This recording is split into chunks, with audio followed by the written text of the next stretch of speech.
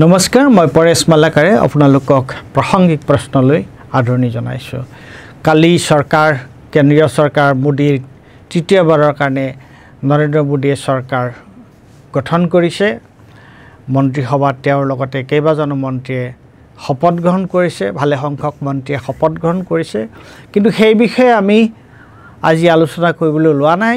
মন্ত্ৰীসকলৰ দপ্তৰ বিতৰণৰ পিছতহে আমি সেই বিষয়ে আলোচনা কৰিম। আজি অন্য এটা বিষয় আলোচনা কৰিব ওলাইছোঁ আৰু সেইটো হৈছে গণতন্ত্ৰ। গণতন্ত্ৰৰ অৰ্থ কি? গণতন্ত্ৰৰ আৰম্ভণি ক'ত? যুক্তি, এক সমালোচনাত্মক দৃষ্টিভংগী আৰু ন্যায়ত।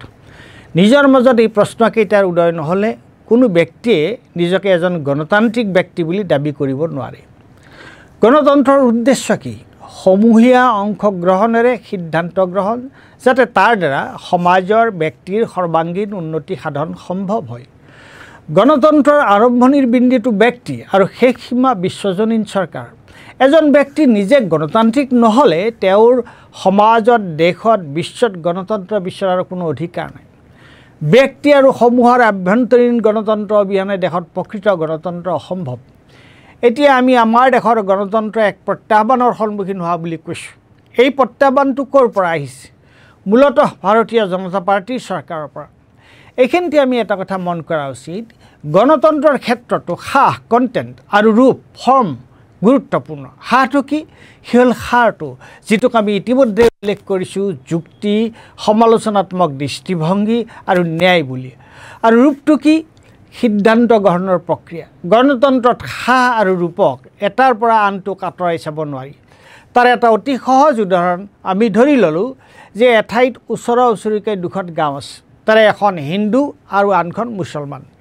হিন্দুসকলৰ উপাসনাৰ বাবে তাত এটা নামঘৰ আছে আৰু মুছলমানসকলৰ উপাসনাৰ বাবে তাত এটা মছজিদ আছে।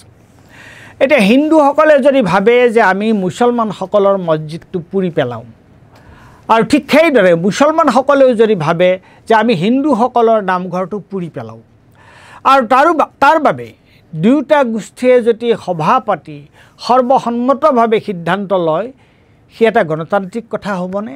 নহয়।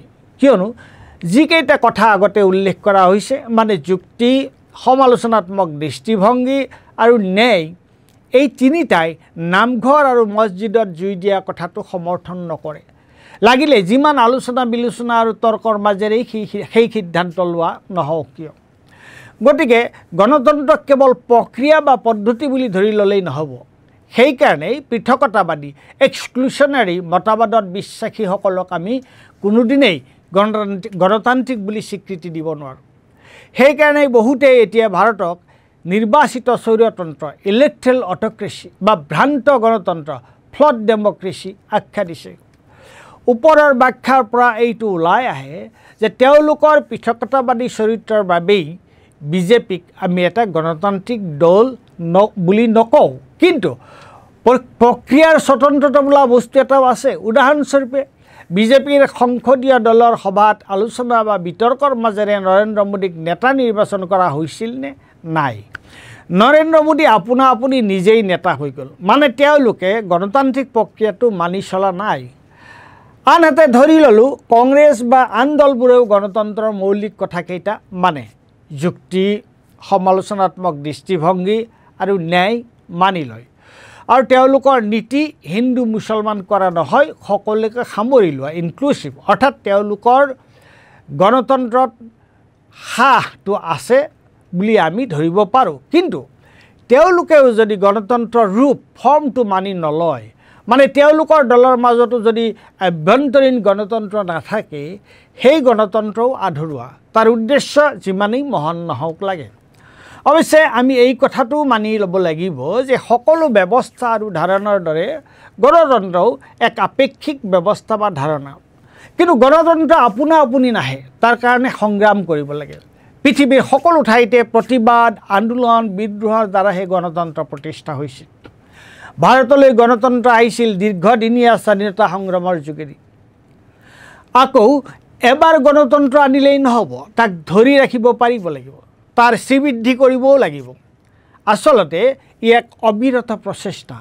বিজেপিয়ে 10 বছৰ শাসন কৰাৰ পিছত প্ৰথমবাৰৰ বাবে এইবাৰৰ নিৰ্বাচনত তেওঁলোকে একক সংখ্যাগৰিষ্ঠতা নাপালে নিৰ্বাচন যদি পক্ষপাতিত্বহীন পৰিৱেশ এটাত অনুষ্ঠিত হ'লহেঁতেন অৰ্থাৎ ৰাষ্ট্ৰযন্ত্ৰ মুখ্যধাৰাৰ প্ৰচাৰ মাধ্যম আৰু বহুজাতিক যদি তেওঁলোকৰ সমৰ্থনত নাথাকিলহেঁতেন এইবাৰেই তেওঁলোক বহুমতৰ পৰা বঞ্চিত হ'লহেঁতেন কিন্তু দল হিচাপে বিজেপিক একক সংখ্যাগৰিষ্ঠতাৰ পৰা তললৈ নমাই অনাটো কম কথা নহয় দলবোৰটো দলবোৰ নাগৰিক সমাজ আৰু স্বতন্ত্ৰ ব্যক্তিসকলৰ বা বিকল্প সংবাদ মাধ্যমৰ এতিয়া কি কাৰ্যসূচী হোৱা উচিত প্ৰথম কথা এই নিৰ্বাচনৰ ফলাফলৰ পিছত যদি তেওঁলোক সকলোৱে আত্মসন্তুষ্টিত ভুগি থাকে বিজেপি আকৌ হুপনিপুতি বহিব আৰু নিজৰ বিস্তাৰ কৰিব সেই বিকল্প প্ৰচাৰ মাধ্যমে আগৰ দৰেই সত্যনিষ্ঠ আৰু তথ্যনিষ্ঠ হৈ নিজৰ কাম কৰি যাব লাগিব আৰু ব্যক্তি হিচাপে গণতন্ত্ৰপ্ৰেমীসকলে অনবৰতে নিজৰ আশাৰ প্ৰতিফলন বাস্তৱত চাব বিচৰাতকৈ গণতন্ত্ৰ সুৰক্ষাৰ কামতহে নিজকে নিয়োগ কৰিব লাগিব সামাজিক মাধ্যমত বিজেপি বিৰোধী ভূমিকা লোৱাটো ভাল কিন্তু তাতেই নিজৰ দায়িত্ব সামৰিলে নহ'ব মানুহৰ মাজলৈ যাব লাগিব মানুহক সংগঠিত কৰিব লাগিব ধন্যবাদ